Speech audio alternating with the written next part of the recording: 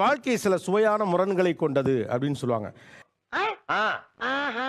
நம்ம ஒன்று சொல்லிட்டு இருப்போம், அதுக்கு நேர் எதிராக வாழ்க்கையில யதார்த்தமா அது நடந்துகிட்டே இருக்கும். Oh my God. 10 வருட காதலித்து திருமணம் செய்தவர்கள் ஒரு பக்கமும், எப்படா இப்பெல்லாம் கல்யாணம் பண்ணீங்க, 10 வருஷம் எப்படா லவ் பண்ணீங்க முதல்ல, அதெல்லாம் ஒரு தொழில் ரகசிய ஐயாச்சாமி.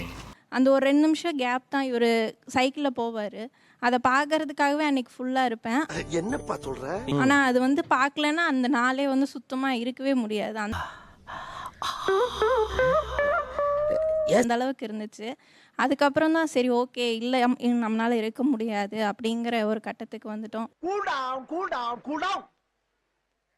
என்ன சொன்னாலும் சரி அந்த லைஃப் வந்து எனக்கு பரவாயில்லைன்னு தான் தோணுச்சு. எப்படி இருந்தாலும் அவங்க கூட இருப்பேன்ல. நாங்கள் ஒரு 10 இயர்ஸ் லவ் பண்ணோம் சார். வீட்டில் சொல்ல வேண்டிய சுச்சுவேஷன் வந்துச்சு. ஷீ இஸ் எ கிறிஸ்டியன், நான் ஹிந்து. வீட்டில் வந்து அப்போஸ் பண்ணுறாங்க, என்னெல்லாம் நெகட்டிவாக சொல்லணுமோ அந்த அளவுக்கு நெகட்டிவாக சொல்லிட்டாங்க. 2009 வந்து சேம் ஏஜ் சார். அதுக்கு முன்னாடிலேருந்து லவ் பண்ணிட்டு இருக்கோம். ஆம்.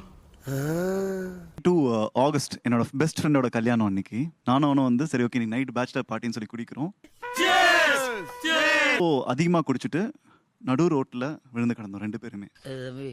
இந்த விஷயத்தை கீர்த்தனால சொல்லிடாதுன்னு அவ்வளோ வல்னரபிளாக வந்து நைட் விழுந்து கிடக்கிறேன் அவன் வீட்டு வாசலில்.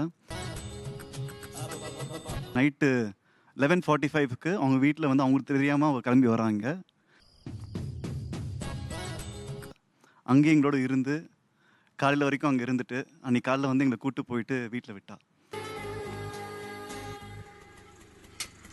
அதிரிக்கிற பையன் குடிச்சிட்டு ரோட்டில் கிடக்குறான். அதை பார்க்குறப்ப பிரேக்கப் பண்ண தானே தோணும்.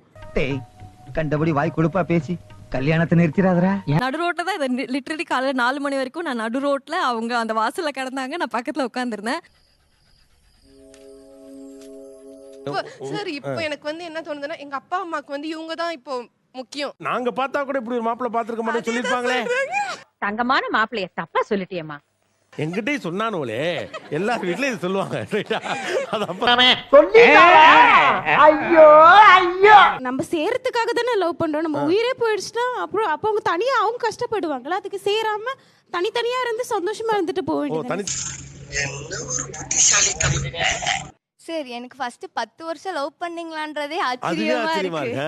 மூக்கு புடப்பா இருந்தா சில நேரத்துல இப்படி எல்லாம் யோசிக்க தோணும் கொஞ்சம். நான்லாம் ஒரு தடவை அடி வாங்கியிருந்தா கூட அப்படியே எல்லாத்தையும் மூட்டை கட்டிட்டு வீட்டுல சொல்றதே கேட்டிருப்பேன்.